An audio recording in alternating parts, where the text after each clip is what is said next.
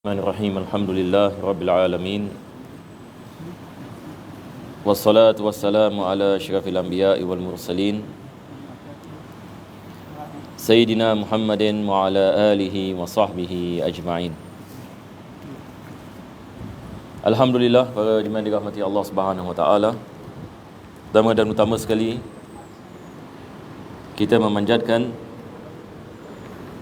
kesyukuran kepada Allah Subhanahu wa taala dapat kita menghadiri solat ini jamaah pada hari yang bahagia ini, pada hari Jumaat yang merupakan Sayyidul Ayyam, yang mana hari Jumaat seperti mana yang dikhabarkan oleh Nabi SAW, dia adalah hari yang terbaik dalam minggu. Hari yang mana di dalamnya Allah Subhanahu wa taala mencucuri akan rahmatnya, hari yang mana di dalamnya diwajibkan salat fardu Jumaah. Dan juga Nabi SAW, seperti mana kita mengatakan banyak kali, memberitahukan wujudnya sa'atul istijabah, iaitu pada hari Jumaat ada masa yang mana apabila seseorang itu berdoa kepada Allah Subhanahu wa taala, Allah akan mengkabulkan doanya. Jadi kita mengharapkan insya-Allah kita duduk dalam majlis bacaan kitab Ihya Ulumuddin, Allah Subhanahu wa taala mengkabulkan segala hajat. Ada yang di antara kita yang mengalami kesakitan, kita berdoa mudah-mudahan Allah memberikan syifa. Ada yang sedang menghadapi masalah, mudah-mudahan Allah melepaskan daripada masalah. Kita berdoa mudah-mudahan Allah menjaga kita daripada segala musibah, daripada segala azab di dunia dan akhir, dan menghidupkan hati-hati kita dengan iman dan taqwa, dan memberikan kepada kita husnul khatimah. Amin ya rabbal alamin. Jadi insya-Allah kita kembali kepada kitab Ihya Ulumuddin, daripada mana kita berhenti pada pengajian yang lepas. Kita sedang membicarakan hadis Nabi SAW, yang mana Nabi menerangkan 3 sifat yang ada pada seseorang membinasakannya. Yang ini 3 sifat kalau ada pada seseorang, maka ia membinasakan. Maka hadis yang kita baca pada pengajian yang lepas, sabda Nabi SAW, salasun muhlikat. Nabi mengatakan 3 perkara membinasakan, muhlikat. Pertama sekali adalah syuhun muta'. Satu orang yang ni bakhil dan dia ditaati disebabkan manusia yang ni takut yang ni akan kezalimannya. Jadi maksudnya di sini adalah satu orang yang ni mempunyai sifat yang ni bakhil dan cinta yang ni kepada dunia, dan hatinya terpaut yang ni kepada selain Allah Subhanahu wa taala. Ini ya bahagian yang pertama. Yang kedua, Nabi mengatakan wa hawan muttaba'. Hawan muttaba', iaitu orang yang mengikut kepada hawa nafsunya.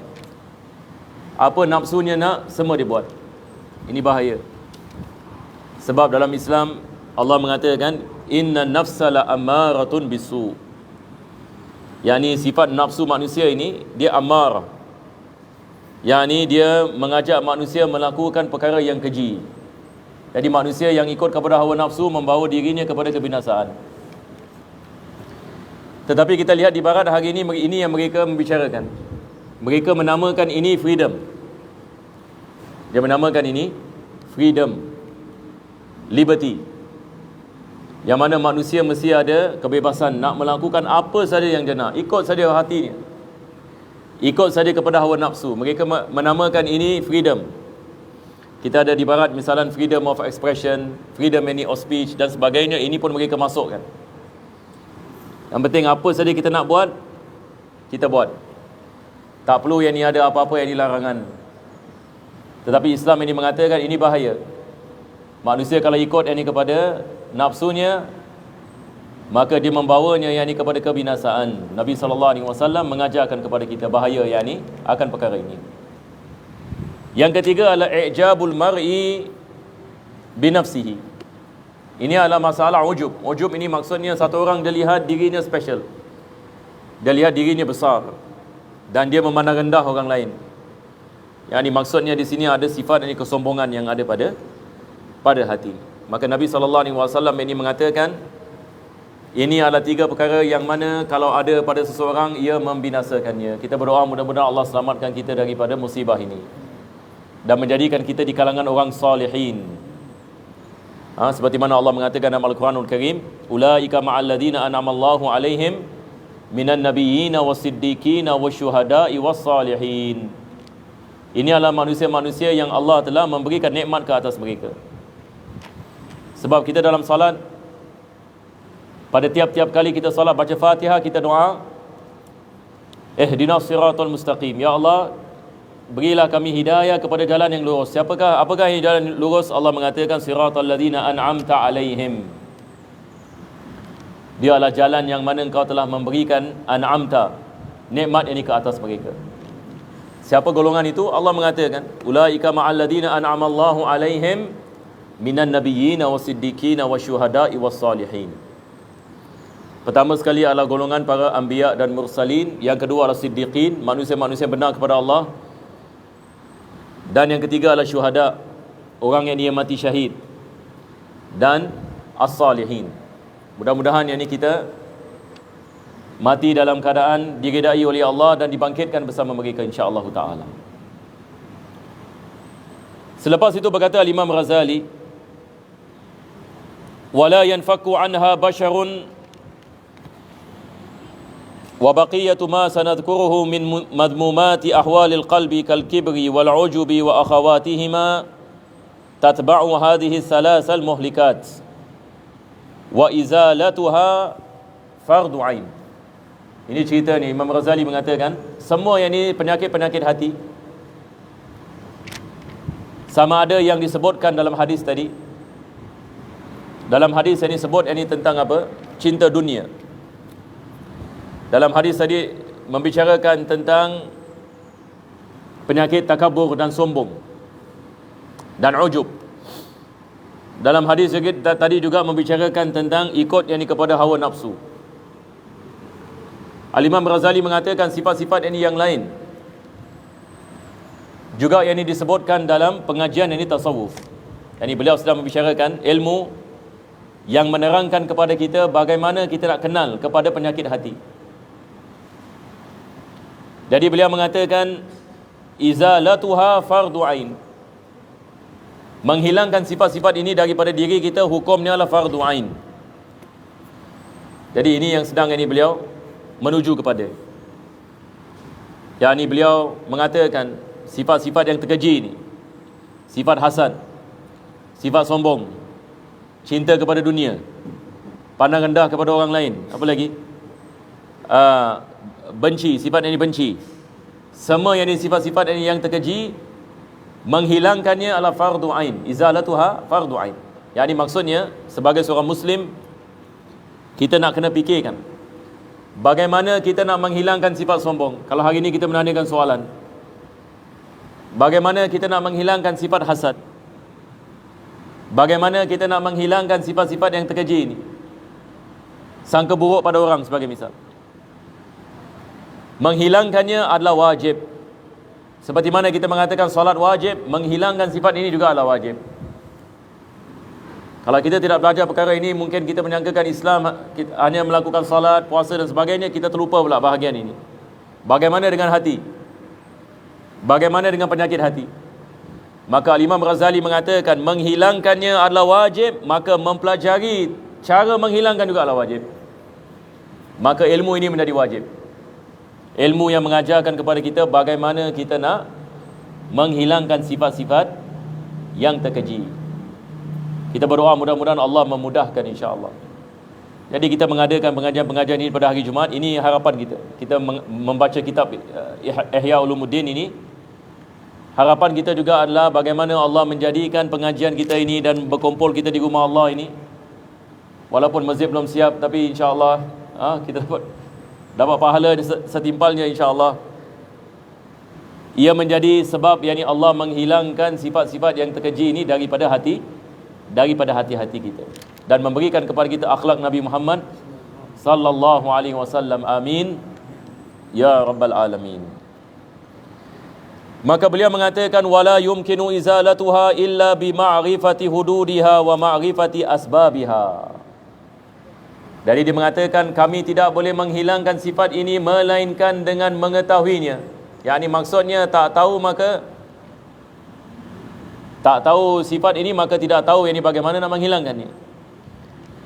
Kecuali mengetahui tentangnya dan sebab-sebabnya dan tanda-tandanya. Jadi ada beberapa perkara di sini. Pertama sekali dia mengatakan bima'rifati hududiha, mengetahui definisi.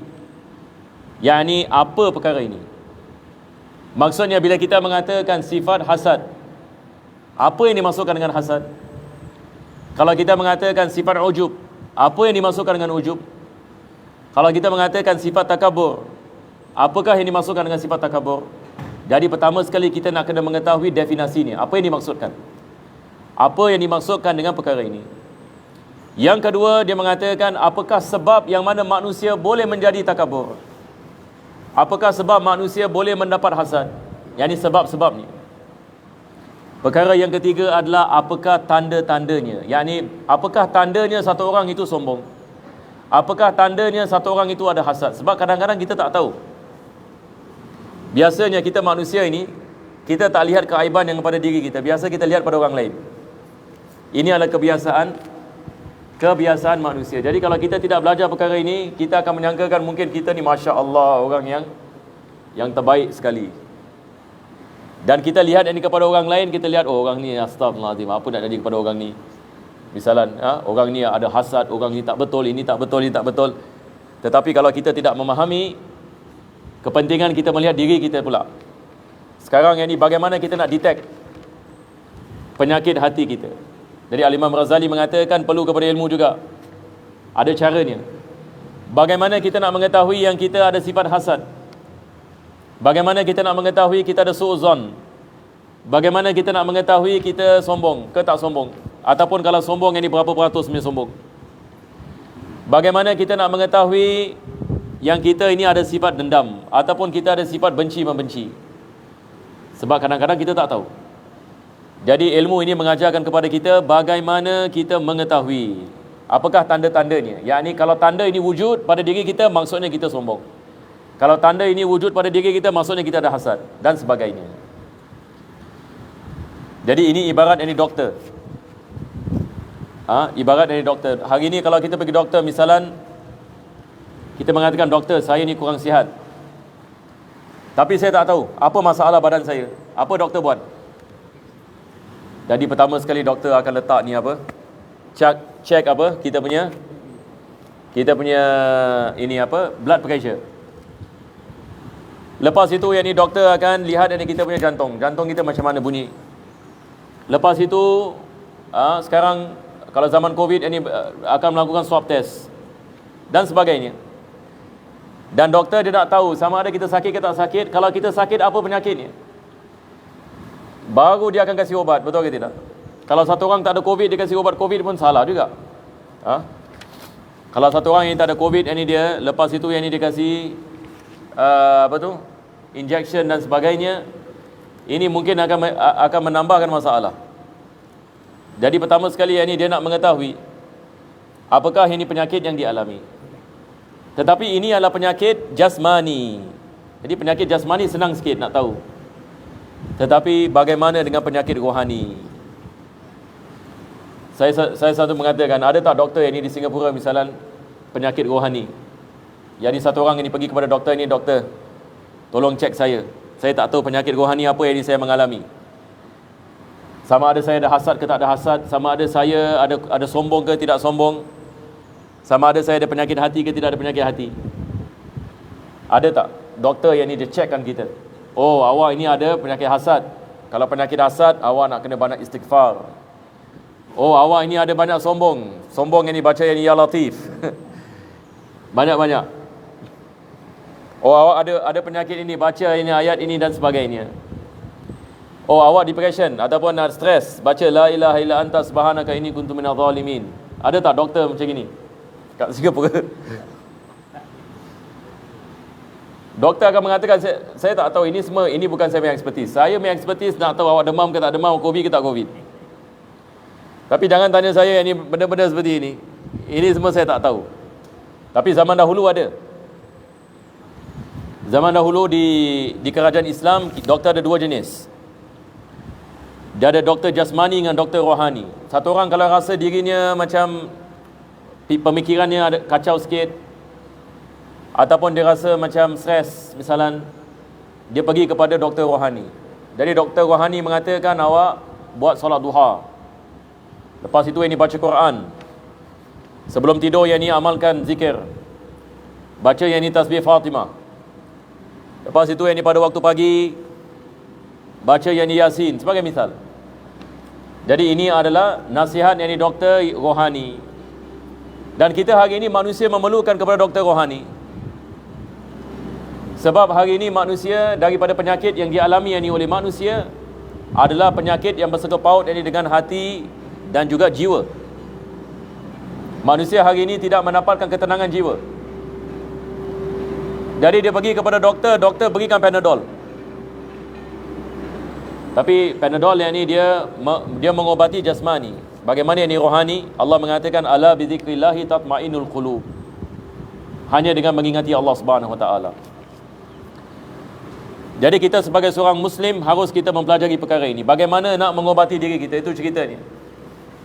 Dan ilmu yang mengajarkan perkara ini adalah ilmu tasawuf ataupun ilmu yang dikenali sebagai tazkiyah. Ini yang disebutkan oleh Imam Ghazali. Beliau mengatakan ilmu ini diwajibkan kita mempelajarinya.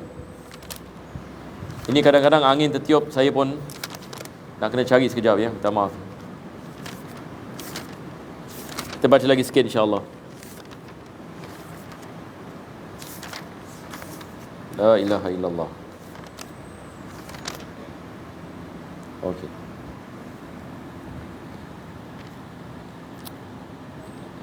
Selepas itu beliau mengatakan, fa inna man la ya'rifu asy-syarra yaqa'u fihi. Wal ilaju huwa muqabalatu as-sababi bididdihi. Wa kaifa yumkinu duna ma'rifati as-sababi wal musabbab. Jadi Al-Imam Ghazali yang ini beliau mengatakan, barang siapa yang tidak mengenali kejahatan, dia akan termasuk ke dalamnya. Apa maksudnya? Beliau mengatakan kenapa penting kita mempelajari ilmu yang mengajarkan kepada kita bagaimana kita nak tahu kita ada sifat-sifat ini. Sebab ini beliau mengatakan barang siapa yang tidak mengetahui yang dia sakit, ditakuti dia sakit dalam keadaan dia tidak mengetahui yang dia sakit. Dahsyat ke tidak dahsyat? Hari ini kita lihat ini ada orang ini dia pergi doktor misalan. Beza. Kalau sekiranya ada orang dia tahu yang dia sakit, maka dia akan cari obat. Dan dia akan melakukan perkara-perkara yang menjaganya. Tetapi apa yang ditakuti adalah satu orang yang sakit tapi dia tidak mengetahui yang dia sakit. Ini boleh bawa kepada maut. Sedangkan dia tidak mengetahui yang dia dalam keadaan sakit. Jadi Al-Imam Ghazali mengatakan barang siapa yang menghadapi penyakit hati tadi dan dia tidak mengetahui yang dia ada penyakit hati, ditakuti dia ada penyakit hati dalam keadaan dia tidak mengetahui yang dia ada penyakit hati. Dahsyat ke tidak dahsyat? Ini adalah perkara yang dahsyat, yang merugikan. Itu sebab dia mengatakan mempelajari ilmu ini adalah fardu ain. Itu cerita dia. Dan beliau mengatakan wal ilaj wa muqabalatu sababi bididdihi. Baru yang ni kita cari ilaj. Ilaj ini maksudnya apa? Kita mencari apa? Bagaimana kita nak mengobatinya. Cara perubatan. Jadi sebelum yang ni kita mengobati sesuatu, kita mesti mengetahui masalahnya dulu. Seperti misal tadi kita mengatakan satu orang ini pergi ke doktor. Doktor dia tidak akan kasih obat dulu. Dia nak tahu dulu apa masalahnya, apa penyakitnya. Dia test dulu, lihat yang ni kepada tanda-tandanya. Doktor yang ni dapat tahu kita ada flu. Satu orang ada flu. Kalau dia tahu ada flu, yang ni senang. Jadi dia mengatakan baiklah bagi flu ini adalah obatnya. Betul ke tidak? Bagi flu ini adalah obatnya. Kalau satu orang ini misalan diketahui dia ada diarrhea ini sebagai misal, maka doktor akan memberikan obat sesuai dengan penyakit. Jadi di sini perkara yang sama. Imam Ghazali mengatakan kepentingan kita mengetahui penyakit hati supaya kita dapat mencari obatnya. Sebab selagi mana kita tidak mengetahuinya, kita tidak akan mendapati obatnya. Dan obat itu berbeza daripada satu orang dengan orang yang lain. Wa kaifa yumkinu duna ma'rifatis sababi wal musabbab wa aktsaru ma zakarnahu fi rubu'il muhlikat min furudil a'yan. Jadi dia mengatakan kewajipan yang dibagi seseorang untuk mencari akan sebabnya, dan ini adalah daripada ilmu yang diwajibkan.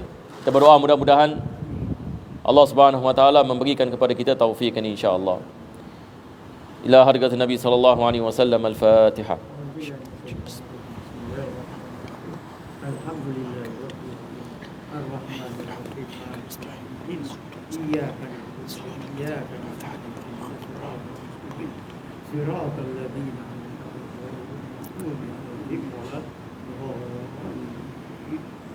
amin ya Allah, amin ya Rahman, amin ya Rahim.